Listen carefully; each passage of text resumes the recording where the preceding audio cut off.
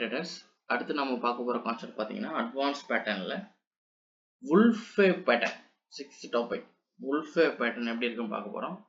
wolf waveலயே ரெண்டு pattern இருக்கு. bullish wolf wave, bearish wolf wave. இது கிட்டத்தட்ட பாத்தீங்கன்னா ட்ரையாங்கிள் பேட்டர்ன் போல தான் இருக்கும். ஓகேவா? First wolf wave bullish பார்த்தறலாம்.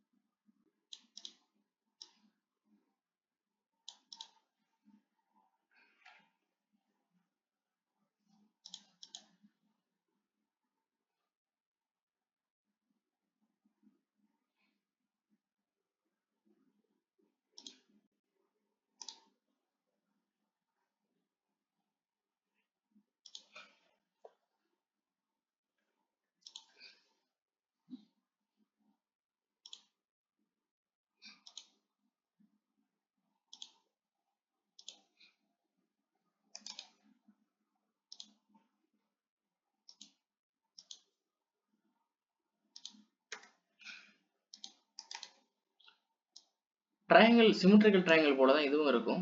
Symmetrical ட்ரையாங்கிள்ல ஃபர்ஸ்ட் 1 and 1 கனெக்ட் பண்றோம் இல்லையா, அதே போல தான் இங்கேயும் கனெக்ட் பண்ணணும். செகண்ட் பாயிண்ட் அண்ட் இதே போல தான் வரும். தேர்ட் பாயிண்ட் வந்து பாத்தீங்கன்னா இந்த ட்ரெண்ட் லைனை பிரேக் பண்ணி ஒரு ஃபேக்கா மார்க்கெட் ரியாக்ஷன் ஆயிருக்கும். ஓகேங்களா? கீழே வந்து பிரேக் அவுட் கொடுத்துட்டு அகெயின் நல்ல சாலிடா மேல ராக் சாலிடா மேல போயிட்டு இதை பிரேக் பண்ணி போயிருக்கும் மார்க்கெட். இதை வந்து wolf wave பேட்டர்ன் சொல்லுவாங்க, bullish wolf wave. ஓகேங்களா? இதனோட டார்கெட் எப்படி இருக்கும் பாத்தீங்கன்னா பார்த்தது போல இருக்காது. இந்த ஃபர்ஸ்ட் பாயிண்டோட இருக்கு இல்லையா, இந்த ஃபர்ஸ்ட் பாயிண்டையும் செகண்ட் பாயிண்டையும் கனெக்ட் பண்ணும். ஓகே, இந்த ஃபர்ஸ்ட் பாயிண்டையும் செகண்ட் பாயிண்டையும் கனெக்ட் பண்ணும். மார்க்கெட் இப்போ எங்க பிரேக் அவுட் ஆயிடுச்சு, இப்போ மார்க்கெட் இங்க பிரேக் அவுட் ஆயிருக்குன்னா இந்த தேர்ட் பாயிண்டை இந்த தேர்ட் பாயிண்டோட லோவையும் எங்க பிரேக் அவுட் ஆயிருக்கோ கரெக்டா அந்த இடத்துலையும் வச்சு டைரக்டா லைன் ஷிஃப்ட் பண்ணும். இதே போல ட்ராக் பண்ணீங்கன்னா எந்த ரெண்டு லைனுமே எங்க மிட்டிகேட் ஆகுதோ அது வரைக்கும் மார்க்கெட்டோடைய ஃப்ளோ இருக்கும். இதுல நம்மளோட என்ட்ரி பாயிண்ட் எப்படி இருக்கணும்னா எடுத்துட்டு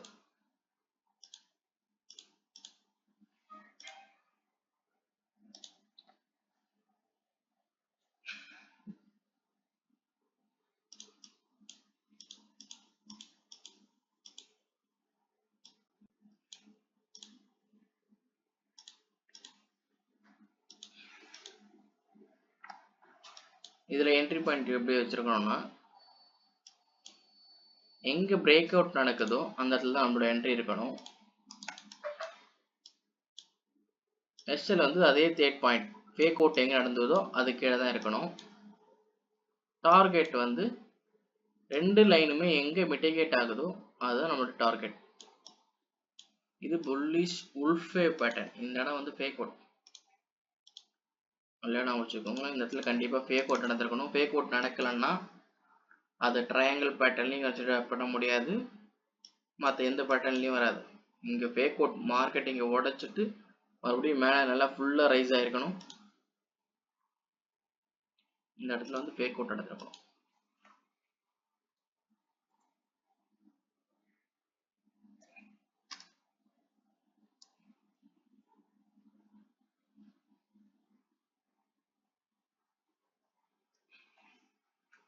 ஓகேவா?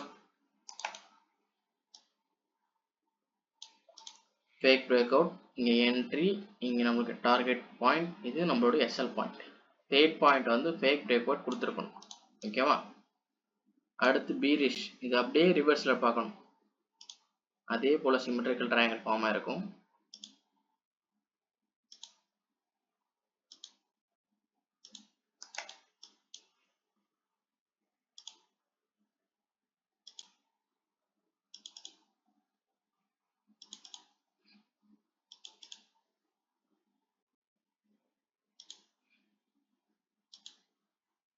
மேலே பிரேக் அவுட் கொடுத்துட்டு ஃபேக் பிரேக் அவுட் கொடுத்துட்டு கீழே உடைச்சிடும்.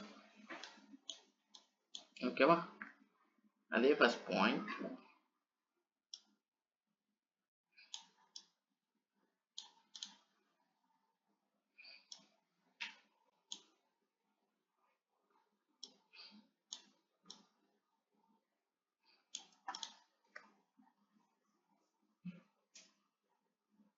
இதுங்க வரேன்.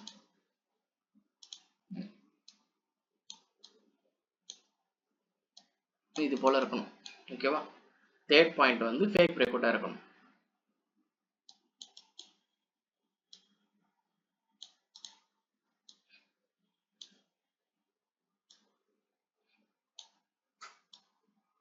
Fake break out. இதுல எப்படி டிபி செட் பண்ணோம்னா அதே ஃபர்ஸ்ட் பாயிண்ட்லயும் செகண்ட் பாயிண்ட்லயும் ட்ராக் பண்ணி ஒரு லைன் போடணும். மார்க்கெட் எங்க பிரேக் ஆகுதோ, இப்ப சப்போஸ் இங்க பிரேக் ஆகாம இங்க வந்து பிரேக் ஆச்சுன்னா கரெக்டா இந்த லெவல் இவ்வளவு தூரம் இருக்குன்னா இங்க வரைக்கும் நம்ம ட்ராக் பண்ணி தான் வைக்கணும். ஓகேவா? ரெண்டு லைனுமே எங்க மிட்டிகேஷன் ஆகுதோ அது வரைக்கும் மார்க்கெட் ஃப்ளோ ஆகும். அது எவ்வளவு தூரமா இருந்தா ஓகேவா? இதனுடைய அடுத்த பொசிஷன் எடுத்து வச்சிடறோம். இங்க என்ட்ரி, இங்க எஸ்எல், இந்த இடம் டிபி. ஓகேவா? இந்த உல்ஃபே பேட்டர்ன் அடிக்கடி மார்க்கெட்ல கிடைக்கும். கிளியர்?